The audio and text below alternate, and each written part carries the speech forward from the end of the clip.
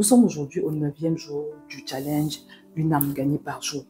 Et j'ai fait un constat incroyable. Je vous assure, Dieu m'est témoin, depuis que je sors régulièrement évangéliser. Donc le constat que j'ai fait, c'est que la plupart des personnes qui ont accepté de faire la prière du salut, c'est des hommes. Donc, en fait, c'est comme s'il y a plus d'hommes à gagner que de femmes à l'extérieur de l'église.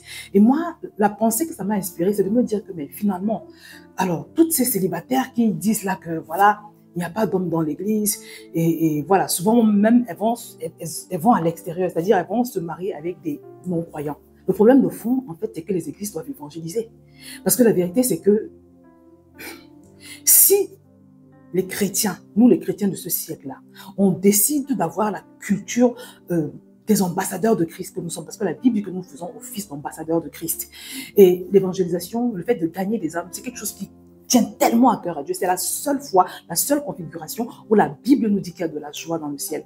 Donc si nous, on se mobilise, si les chrétiens de ce siècle se mobilisent pour évangéliser, je vous assure que toutes ces plaintes, à savoir que, oh, il n'y a pas de frères dans l'église. Le mariage est devenu difficile. Oh, on parle de malédiction et autres. Je vous assure que si les églises se mobilisaient pour évangéliser, on n'en serait pas là. D'autres plaintes également qu'on a souvent dans l'église, c'est on n'a pas assez de gens pour servir le Seigneur. Il n'y a pas assez de connexions. Parfois, tu arrives à l'église comme ça, tu cherches des connexions sur le plan des affaires, des gens avec qui tu peux t'associer pour faire des choses. Il n'y a pas, ça manque. Donc, il manque un certain type de personnes dans l'église. Parfois, on a des carences, on a des besoins dans l'église. Mais la vérité, c'est que toutes ces personnes se trouvent à l'extérieur. En tout cas, c'est la conviction que j'ai, mes bien-aimés. Toutes ces personnes qui manquent à l'église, et on le ressent, c'est parce que, mes bien-aimés, nous ne faisons pas ce que Dieu attend. Je vous assure que quand le Seigneur nous demande de faire quelque chose, il y a des bénédictions qui sont attachées à cela. Le Seigneur veut que les églises évangélisent, mais les églises ne sont pas en train d'évangéliser et les églises souffrent de ce fait-là. Parce que imaginons, moi par exemple, j'ai fait 15 ans, 10 ans, 13 ans je crois, dans une église qui n'a jamais dépassé le cap de 60 personnes. Est-ce que vous savez qu'il y a des églises aujourd'hui qui tournent autour de 100 personnes depuis des années, depuis peut-être 10 ans. Mais dans le plan de Dieu, cette église devait avoir 1000 membres. Vous voyez? Mais l'église n'évangélise pas.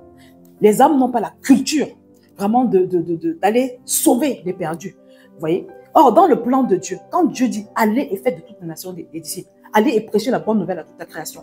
Dans cette ordonnance divine-là, il y a la bénédiction de beaucoup de mariages dans l'église. Dans cette ordonnance divine, il y a la bénédiction de beaucoup de connexions professionnelles, connexions de tous ordres dans l'église. Il y a la bénédiction de vraiment le fait d'avoir même des personnes qui vont financer l'œuvre de Dieu. Il y a la bénédiction d'avoir, voilà, des personnes pour servir en fait. Parce que des fois, même dans les départements, on manque de personnes pour servir. On manque de compétences. Parfois, c'est simplement, vous voyez, les chantres, on va te dire qu'il n'y a pas de pianiste. Moi, j'ai fait plus de 10 ans dans une église, il n'y avait pas de pianiste.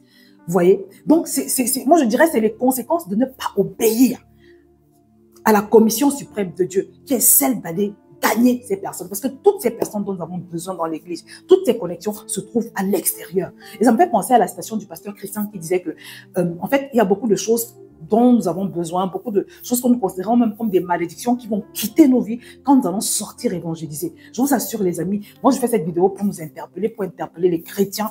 Sortons évangéliser. Non seulement nous allons dépeupler l'enfer, non seulement nous allons barrer le chemin de l'enfer aux âmes parce que l'enfer est réel, mais en plus de cela, nous allons avoir des bénédictions dans l'église qui sont attachées au fait d'évangéliser. Maintenant, est-ce que ça veut dire que il faut évangéliser pour avoir des connexions sentimentales, des connexions professionnelles? Non, non. Ça ne doit pas être le but, ça ne doit jamais être le but. D'accord? Mais nous devons faire la volonté de Dieu, nous devons apprendre à obéir. Parce que dans l'obéissance, même si quand Dieu te donne un principe, il ne te dit pas ce qui se cache derrière, quelle est la bénédiction qui est attachée à cela. Nous devons apprendre à obéir. Parce que beaucoup de nos bénédictions sont dans le fait d'obéir à une instruction de Dieu qui n'a visiblement pas forcément de rapport avec la bénédiction que nous attendons de lui.